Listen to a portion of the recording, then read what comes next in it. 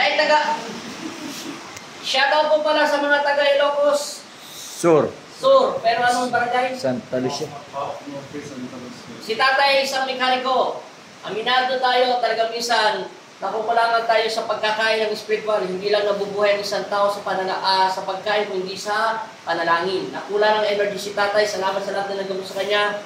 Pero agree po ko hindi kinukulang, kundi masamang espiritu at mga masasamang elemento. Sa awa ng Diyos, saklay pala siya. At take note ha, totoo ito. True. Galing ka ng hospital kahapon lang. May meron siya rito. At ito, hindi sinasabi na may oxygen pala yan.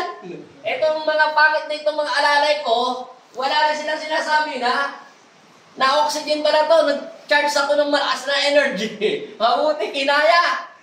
Pero malalaman ko nung pag di kinakaya, humihina yung energy. Pero masaya ko, isinuka na ni tatay yung sakit niya, galing sa elemento, dagdagan ng pagdarasal, paglitan yung laman loob, kasi may gout siya, totoo yun. At saka, kidney. Kailangan niya munang kasi wala siyang energy. Kasi kailangan yung energy, binigyan na siya ni Kristo, pagkain naman. Parang tumana. Ano parang mo tayo ngayon? Magang na, namula na yung labi niyo. Yes.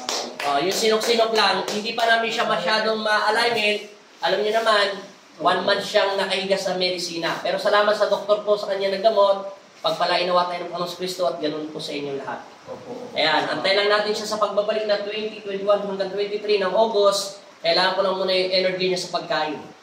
Pag lumakas na yan, ma-alignment na namin, matatanggal na namin yung matinding sinok at yung maharang dito sa dito.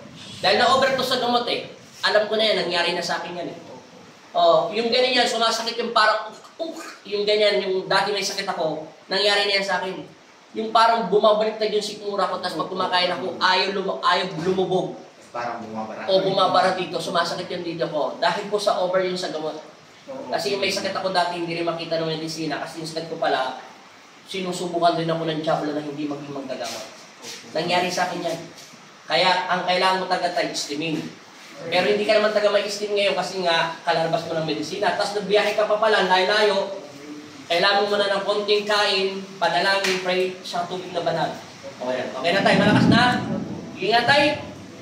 Kanina, nakasaklay yan. Dahan-dahan tayo.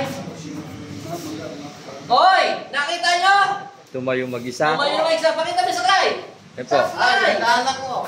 Huwag kang magpadali tayo. Binigyan pa kayo ng 1,000.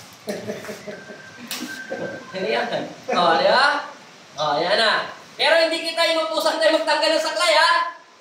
Kailangan lang muna magpalakas tayo. Tungkod, ganun. Minom ng gamot, kumain. Kasi may vitamins ka tayo. Kailangan mo nang makakain para mawala. Tapos inom ka ng maligamgam na tubig. Yun ang banal na tubig, ha? Alam mo na yun, mga hindi ka natuturuan pa. Dahil pinagbawalan ka naman taga ng doktor, kumain ng mga laman loob. Kumain ka ng mga gulay, isda, ano pa ba, mga alagos na kamote, basta kung ano, alam mo, kamote kahoy, saging. Wala, parang gumana. Wala na yung masamang espiritu at wala ng elemento. Salamat taga sa iyo, Gusto. Siyempre mo din namin pasyente itong aulo. Ihi ka. Okay, parang na tayo, bye-bye. Parang na tayo. Parang na, bye-bye. Parang. Yan, nakakalakad na ha. Salbay kayo, hindi nyo sinabi na may oxygen pala yan. Makikita ko yun. Salamat po, thank you so much. Bye-bye. Kahit sa kayo, basta pagdating na